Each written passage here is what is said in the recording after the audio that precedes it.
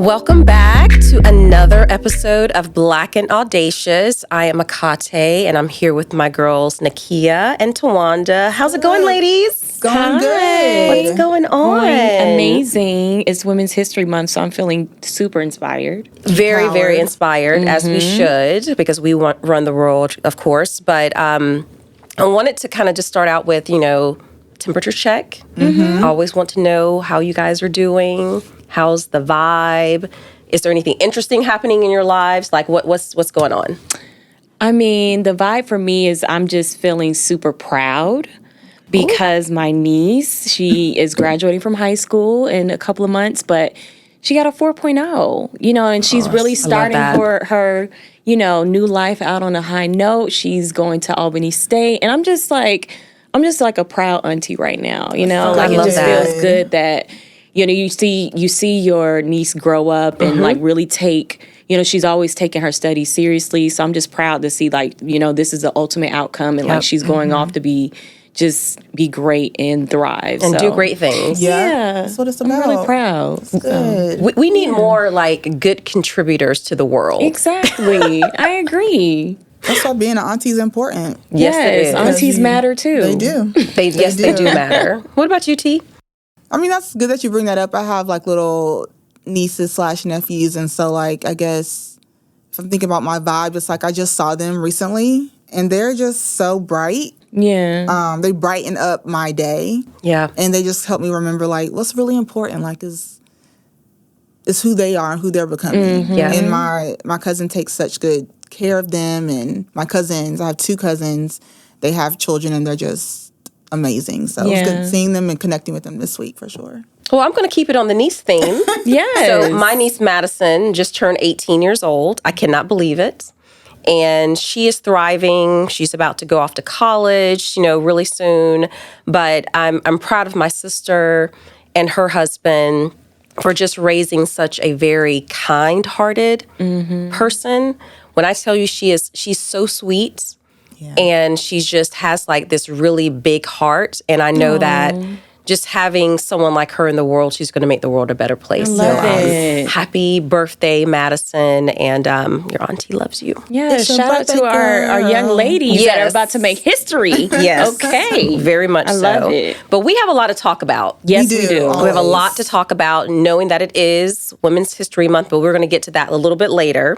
But I wanted to start out, because I know that in February, Super Bowl, and, everything comes out, all the great, commercials come out, a lot of big budgets are spent on, Super Bowl ads. And one of the ads that actually caught my attention was an ad campaign called He Gets Us. And it's all focused on a campaign about Jesus. Yeah. And you think about that, it's like a campaign about Jesus. So Hobby Lobby is one of the brands that's behind this particular campaign. And there's some other investors in this too. But I wanted to kind of get you guys' take on like, is Jesus off limits when it comes to advertising? Yeah. I mean, I saw the ad. I thought it was moving. Obviously I am a firm believer of Jesus. But amen, sister. Amen. But I do agree. I feel like Jesus is kind of off limits in terms of advertising. Like, I think, and I was reading up on it a little bit more, like, there has been a decline in like organized religion, like in participation. So obviously there's an intent for them to really drum up, more of a following and really, trying to get more people immersed in understanding the story behind Jesus. But I just feel like, using that for like commercial gain, like, I think it's inappropriate. That's just my opinion. What do you think, T? I mean, as someone who literally was in church from sun up to sundown, my grandmother was a minister. I grew up in church hardcore. Jesus has always been a campaign. For a believer, like he's always number one. He's always top of mind. He is that man. He is that. And I think that I don't think it's inappropriate. There's enough things that shouldn't be advertised. That if the message is to bring more people to him, I don't see a problem with that. If you think about mega churches, and I know people will come for me in the comments, that in itself needs to be dissected when we think about capitalizing off of Christianity or Jesus in itself. That goes rogue a lot. Yeah. So I think when there are things done with good intention, like a campaign like that, there's images of people washing each other's feet and those types of images that were portrayed in the commercial. I don't see a problem with it. I think there are ways to bring more people to Jesus that can be unorthodox. Yeah. And I liked it. Well, this is the interesting thing. So some people are saying that this is a political agenda because historically, politicians go into the churches and they want these, pastors, ministers, preachers, whatever the case may be. Yep. They want them to campaign for them within their organized institution. They do.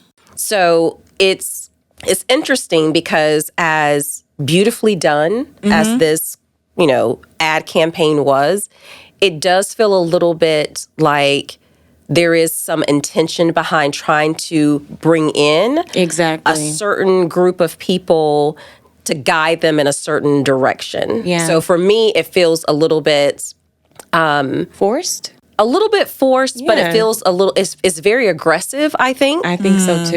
It's not, the door-to-door type person or the person on the street, who sees someone who's kind of maybe not doing their best and trying to, saying, hey, Jesus loves you or whatever the case may be.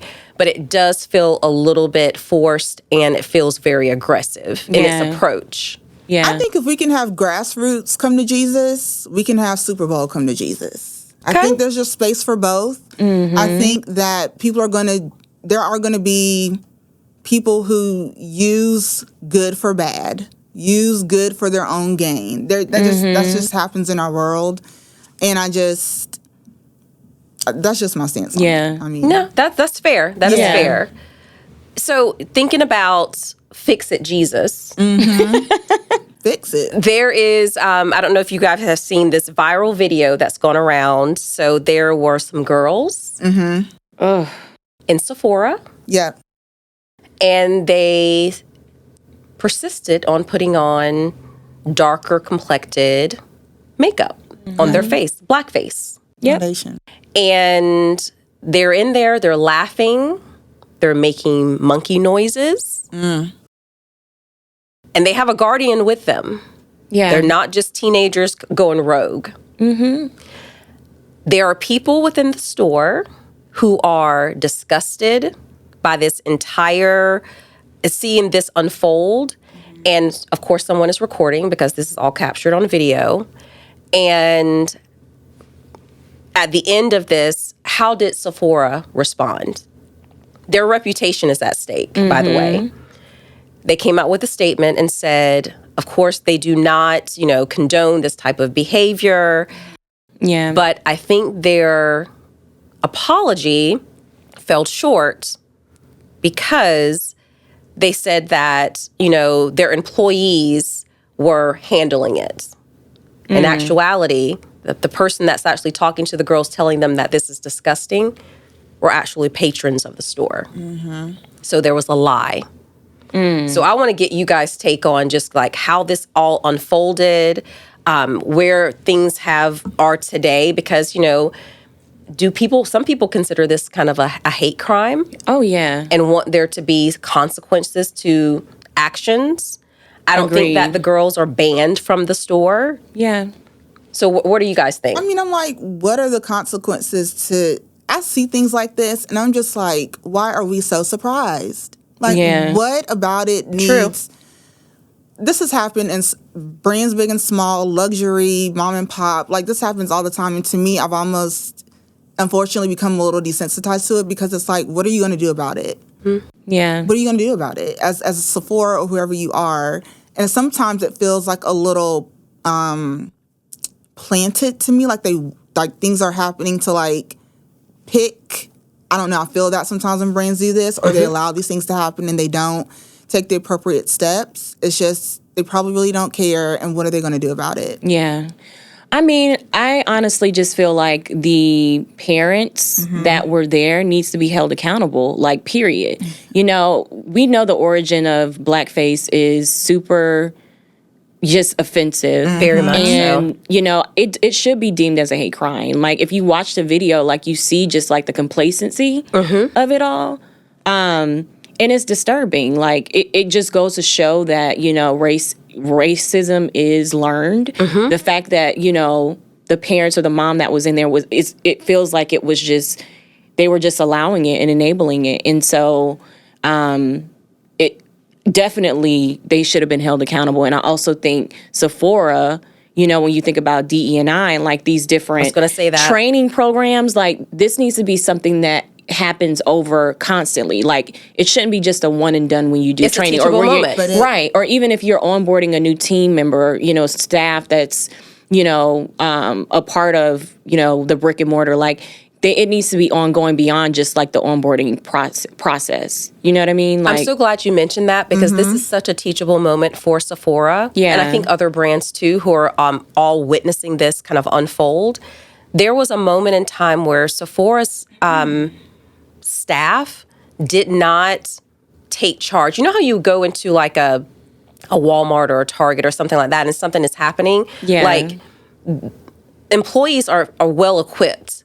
They also have, you know, security and all sorts of things that are in place to kind of move that situation out of, you know, the store. And this didn't seem, but they're just didn't. Was... And I can probably see it from their side too. It's like, what do you do when someone's behaving this way? How do you know how that person's going to react? Yeah. And no, by no means do I want Sephora's, you know, employees to put themselves in harm's way. But I think it's the proper training when you're seeing things like this. This is kind of more of like bad behavior that's happening with, you know, whether it's young, old, no, it doesn't even matter. But to say this is not right, this is not a part of our company brand. Exactly. And remove them from the situation. Like, literally say, you do not belong here because these are not the core values that this brand instills. But it's like, we talk about instilling all of this. We think about all the things Sephora has in place from a DEI perspective. Then it just, to me, starts to say,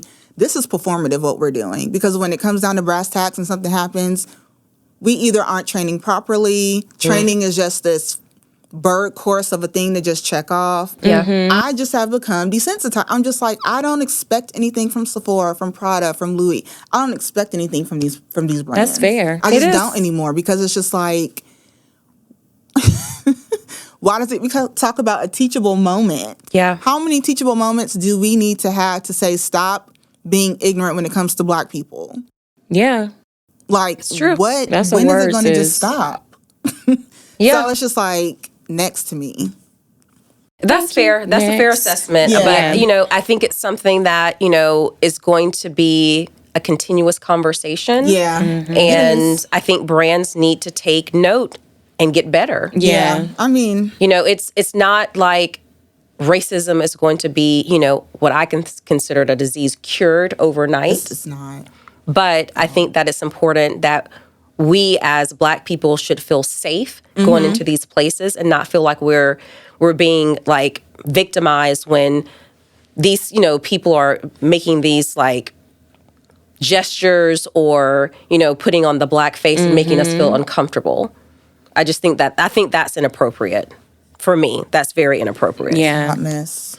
But knowing that it is Women's History Month, I think it's important for us to shed light on people that maybe have inspired us over the course of our, not just our careers, but our lives.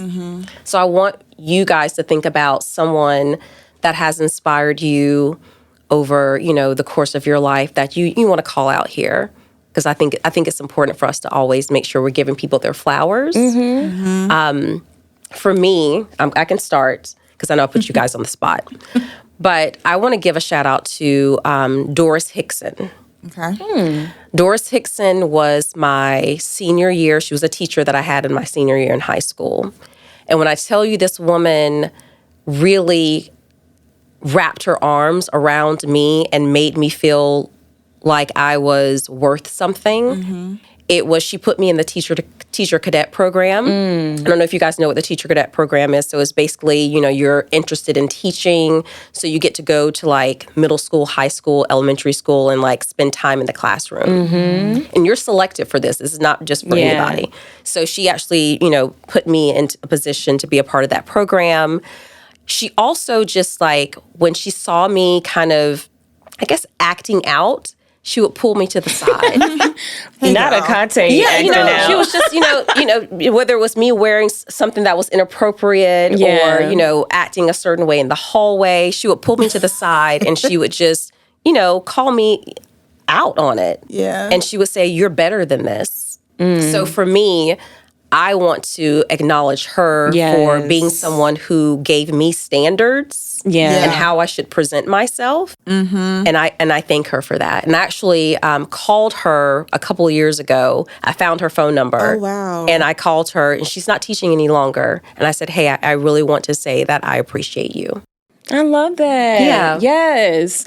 Well, speaking of just childhood and like women that inspired us in terms of, pushing us to be great as Black women, I have to really shout out Sybil Hinkson, who is my best friend's mother, and as well as Tan Goodjoin. So I actually met both of them.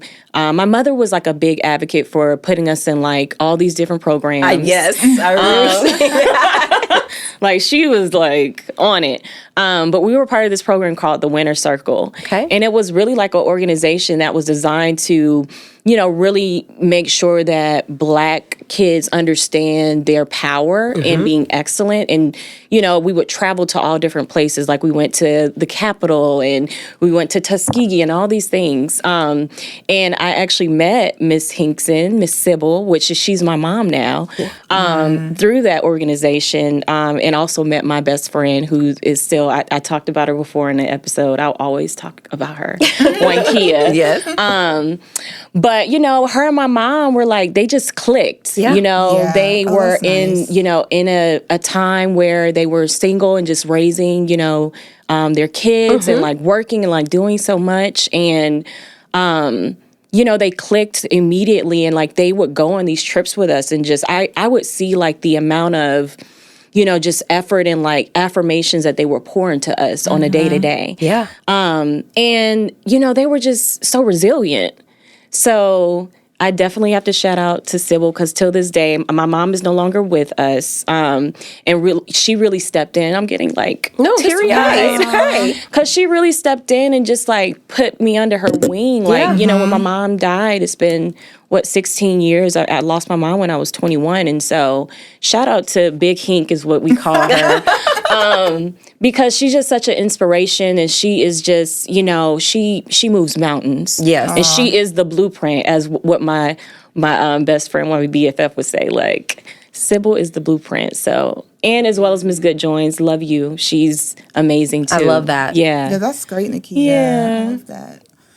For me, when I think about this question, I naturally go to like my mother and my aunt. Yeah. They're such strong women, especially with what they're handling right now at their age.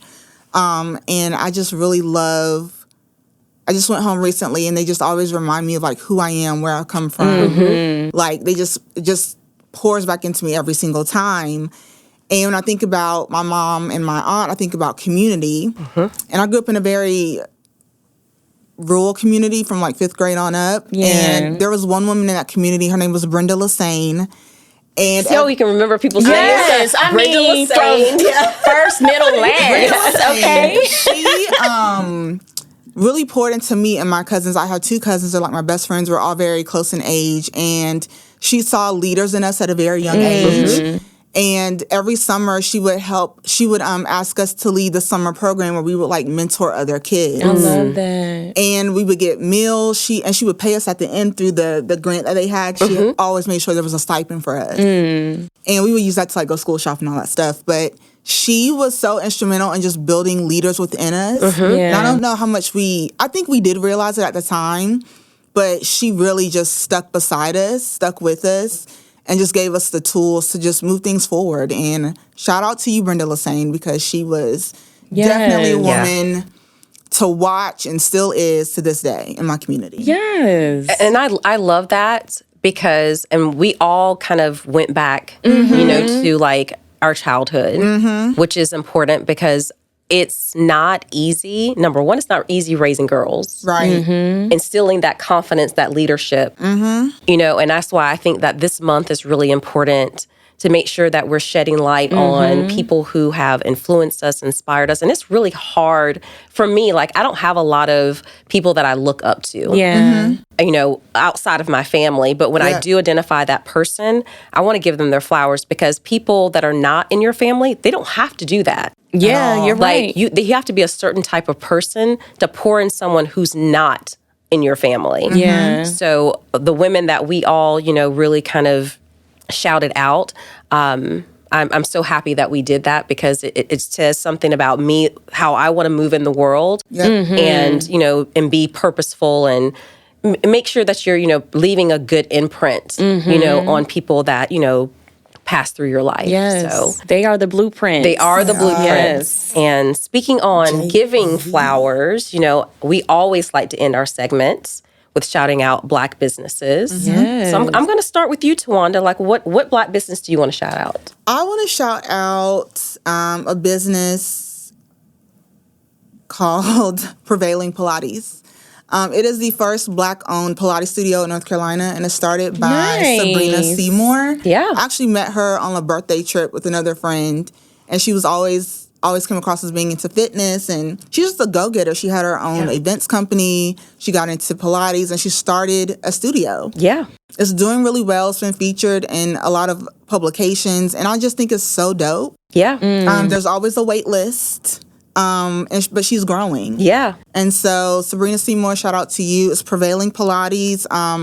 It's also on Instagram at the same name and also online at the same name. So check it out. Wonderful. Love it. Yes. And Pilates is like the ultimate right now. People It's think it's very so trendy. easy, but It's that not. shit is hard. It is. Like, and they think yoga's easy. That It's shit is not. hard It too. is. Like, It's and not really being easy. able to nail those poses, like, And hold them. exactly. But once you get into that routine, the body is bodying. Yes. Yeah. I would have to agree. Pilates body. Pilates body, yes. Well, I would like to shout out. So y'all know, like, I love to change my hair. Yes. all the time. My hair. My hair. I'll have a bob one day. I'll have it down, my back the Bust next. down. And by the way, the bobs are bust that- bobbing. You see over there, the bobs are bobbing. Yes, Bobbiana's around here. I have to shout out. So my best friend, I actually shouted her out before, but she put me on. She's a hairstylist, celebrity hairstylist, award winning. She put me on to this hair extensions company called Mercy Hair Extensions, and it is Black woman owned.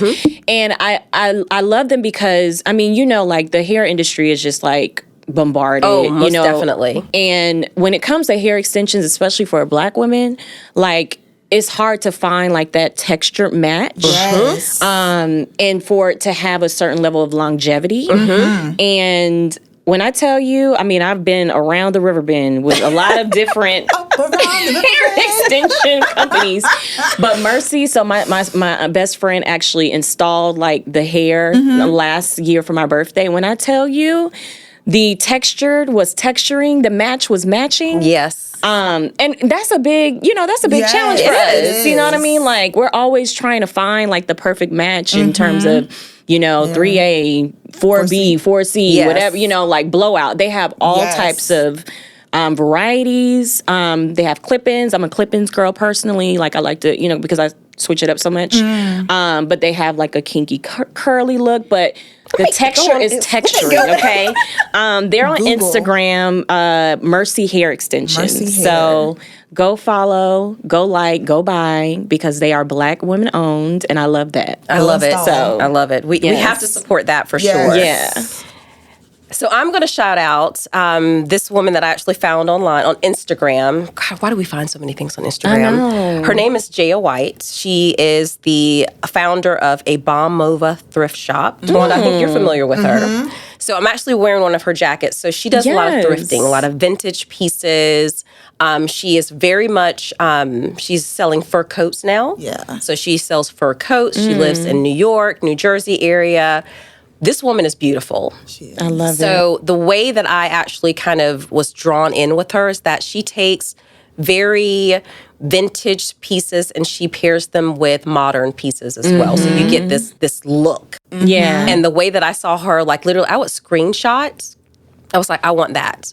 And she used to have this thing where she would like announce, hey, I'm dropping at this time. So you would literally be like, okay, it's like 11:59. She's going to drop then. And you're like on it. But I just found her stuff to be like, it's so easy to kind of just do labels. Yeah, We all love the Louis Vuittons, the Givenchy's, Chanel, all of these different brands, Prada, whatever the case may be. But I find it to be very much my own personal style. Is to like kind of weave in vintage pieces and things that are going to make me stand out. So shout out to Jaya. She's online at a Bomb Muva shop, thrift shop on Instagram, and she's also on all the different platforms. So you guys go check her out. Dope stuff. So just to kind of wrap things up, we want to thank our audience, for just tuning in. We've been on this journey together with this podcast. We thank everyone who subscribed, liked, comment. Yes. But you can find us in all the places. And keep tuning in and make sure you comment because we want to hear from you. Yes. We do. The content that we put together is very purposeful, very thoughtful. So make sure you comment and let us know what you want to hear. Bye. Until next time, Like, stay comment, black and subscribe. audacious.